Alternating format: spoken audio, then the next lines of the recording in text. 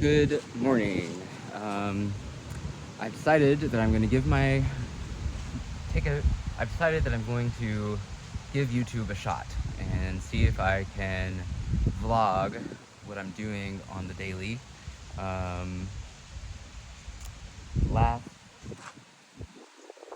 Yesterday, I brought this lovely 63 Beetle back home from Chattanooga. It belongs to some friends of mine, and they want to do a 6-volt to 12-volt conversion on it because they've been having problems with the battery not working right and it not starting, and it's just not been reliable. So I brought it home, and I'm gonna get it unhooked here and yeah, go from there.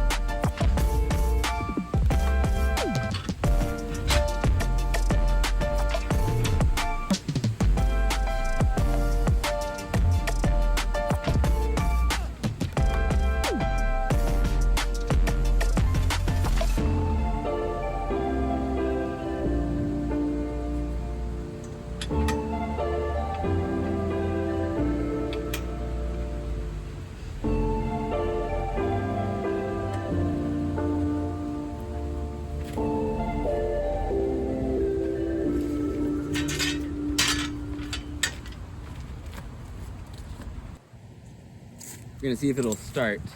It's been sitting out overnight, so it's pretty cold.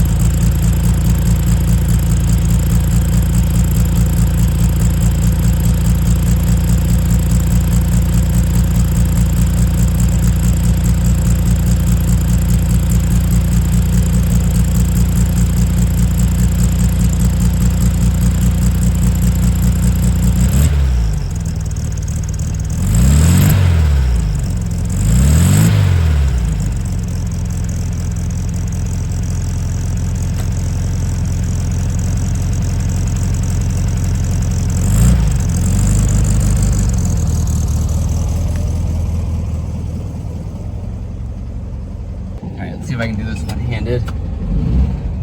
It's really a great car.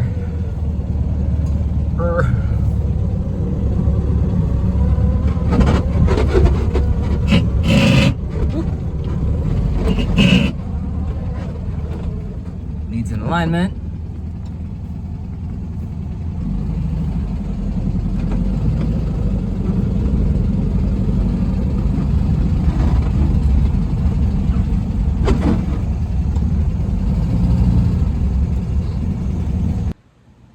My house is relatively safe, but this owner always locks his car, so she's locked. So the other thing that's on my to-do list today is to paint this sign. This came from a Pontiac dealer. I had a relative that had a Pontiac dealership back in the 40s, and this isn't the exact one, but it's the same kind, and my dad has commissioned me to paint it red to give it to another family member. So we're gonna go to the paint shop and get some red and some reducer. So first things first, we're gonna work on cleaning this up. I'm gonna use a red Scotch Brite pad and some purple to get it scuffed up and washed down. I'm cleaning my little paint booth area up, doing a little de-dusting, then blowing this out, and then using my fan to blow the rest of the dust out. Remove that transmission, and then we'll get to work. I have a visitor. Hey, Frank. Frank loves to hang out with me in the shop, don't you? Yeah. What? Oh. Yeah. Where's my Frank? Sorry, you get the butt.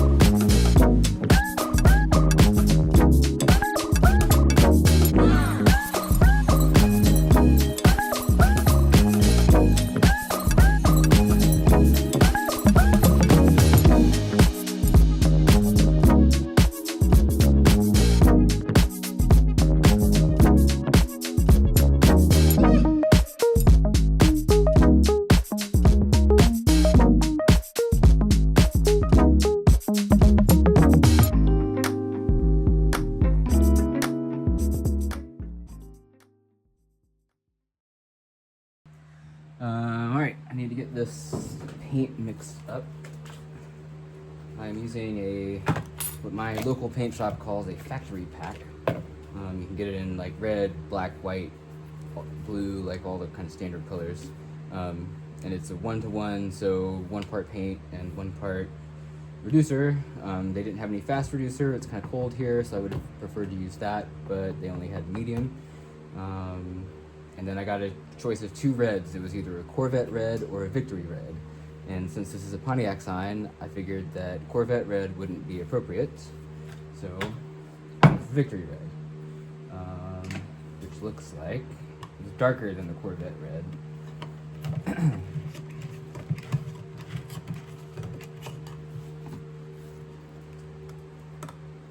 Victory red.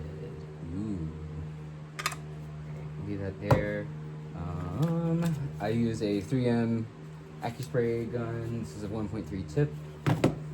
And put on my filter.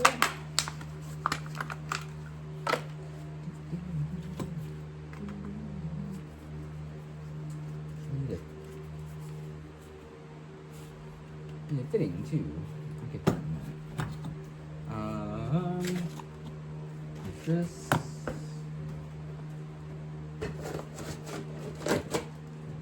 Iron.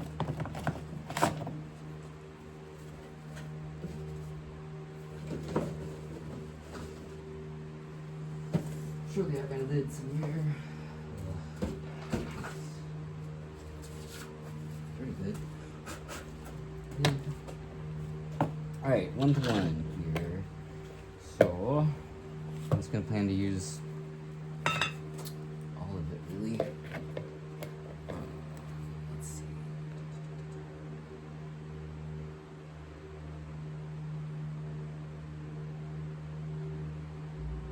It's 300 milliliters. Give me some left over.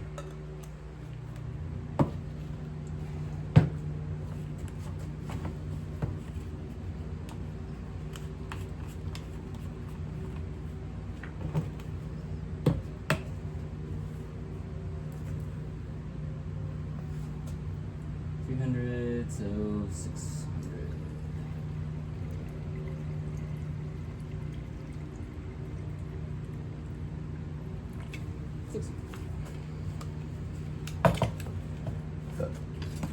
Stir this up real good. I've used this stuff before for black, for like chassis work, and it works out pretty good. I think for this application, sign that's going to sit on top of a barn eventually is the idea. This should be fine. We'll hold up for a little while. It should spray out fine. It'll be good.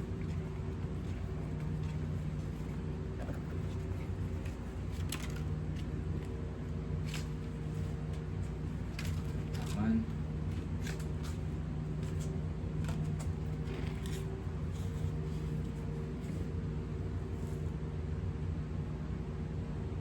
It'd be fun to paint a red car one day. It's a very impressive color.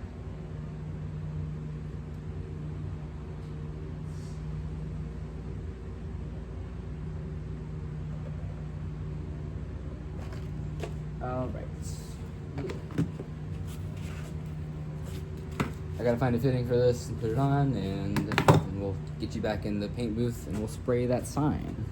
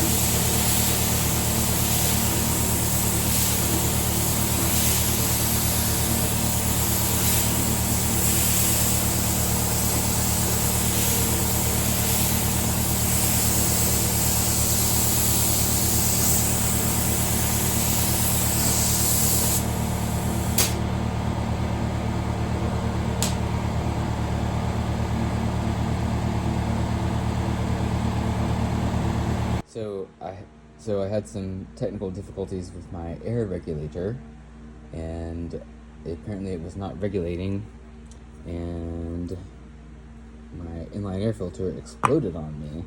Luckily it didn't hit me. I've always wondered what's in these things, and it's just like a round of gauze. Who knew? Now we know. I replaced my air regulator and it's now working fine, and yeah. New air regulator. This now has 2 coats of the single, or of the factory pack red on it. It's 60 degrees, not quite 60 degrees in here, so it's taking a little while to dry. I need to flip it over and then do 2 more coats on the other side. Okay, while I am waiting on that coat of paint to dry, this is a 1974 Super Beetle. It's a Sunbug, it's got a sunroof, and as a result of the sunroof, it was an extremely rotten car, and I've replaced a lot of metal on it. I've used this as sort of a practice car. This is like the first car that I did heater channels on. The little cross members here, and then I've still got a bunch of stuff to do on the package tray. Plotting out what my next move is going to be, I replaced this lower quarter panel here, and then I cut this piece off because I had replaced the heater channel, so the little nut right here was already there, and I didn't need this section of it. But I'm going to reuse this on this side, and this one wasn't nearly as bad. I'm not bleeding, it's just paint. This one wasn't nearly as bad, but it's still a little bit rusty under there. And what I'm gonna do, I think, is put this up here, and then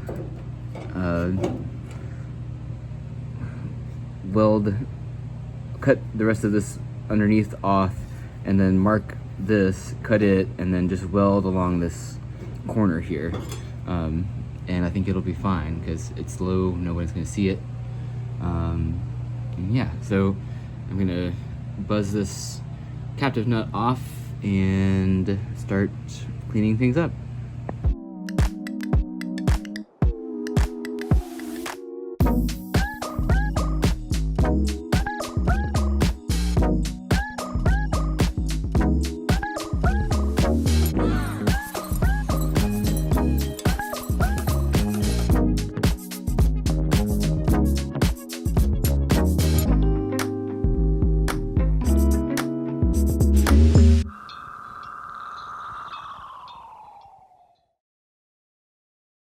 Alright, so I did what I said I was going to do, and this is kind of what we ended up with. I'm going to grind it all down and see where we're at.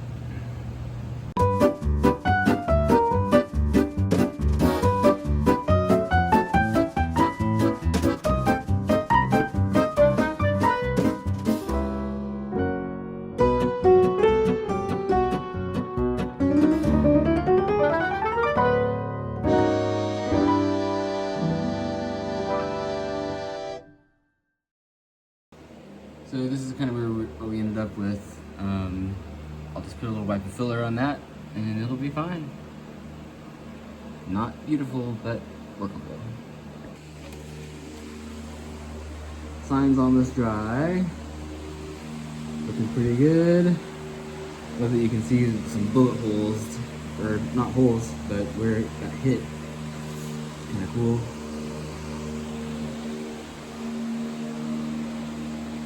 Everybody like my welding cap? Okay, last thing I'm going to do today is pull in the 63 so that she can be inside for the evening. Just a little recap. We painted that sign, did some metal work, and yeah. Tonight I'm going to make a little list for the 12-volt conversion for the 63, and sort of get a little budget going together for my friend, so that he knows what it's going to take to do it. Yeah, I'm going to put you guys on a tripod and pull the 63 in, and yeah, thanks for watching. Please like, comment, subscribe.